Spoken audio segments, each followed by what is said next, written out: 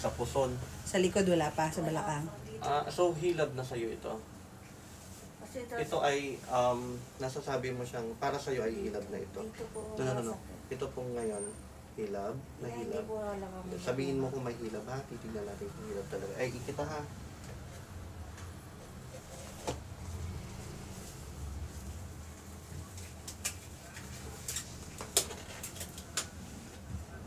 Para makaikot na agad si Doc. Kung i-admit ka na. Pwede natin. Ilang cm. Baba ka dito. Mansiyero. Baba ka pa dito. Baba pa. Sige. Okay. Buka mo lang. Buka lang po. Relax lang. Relax lang. Nasa ilong labas sa bibig na. Nasa Wala ilong labas sa wala bibig. medyo masakit kasi ay ito na.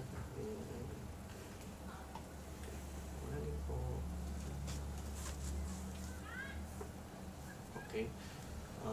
Encephalic naman tayo. Ibig sabihin naka-position. Yun nga lang medyo na-contour siya dito. Pero po-position naman yan kasi may internal rotation pa tayo. Okay?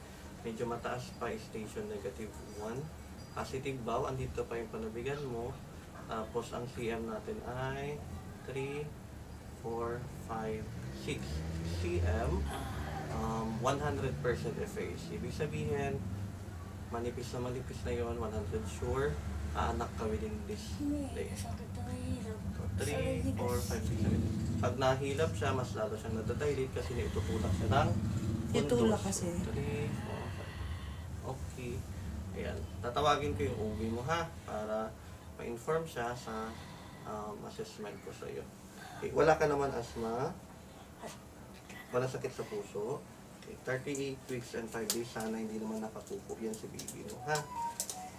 Andyan pa yung panubigan, maliit lang, kayang-kaya mo ito i-iri. Kayang-kaya mo yan, malakas ang pain tolerance mo. Nakaya mo alas 4 hanggang ano oras mo kaya? Alas 5. Ibig sabihin parang 12 hours ka na rin nag-deliver sa bahay nyo. Gusto kong matulog ka, so paghihilap siya every 5 minutes. Nagigising ka rin. Nagigising ka rin. Mahanap ka ng 100% mo. You can do it. Kayang-kaya. Ilang cm niyo po? 7 cm. Ang bilis. Yeah. Pag nagtatay-rate kasi, pag nag-ihilab kasi siya, may ipupush siya ng Ilan lang fundos yung yung last na lalo na 100%. Pag ganyan yung 100%, mabilis po talaga. May percent kasi yung effacement ng inyong mga cervix. So kung kahit 5 cm pa, kung 50%, 40% makapal, hindi yun lalabas. Kaya hindi ako nag-admit ng ganun kahit 4 cm or 5 cm. Pinapauwi ko.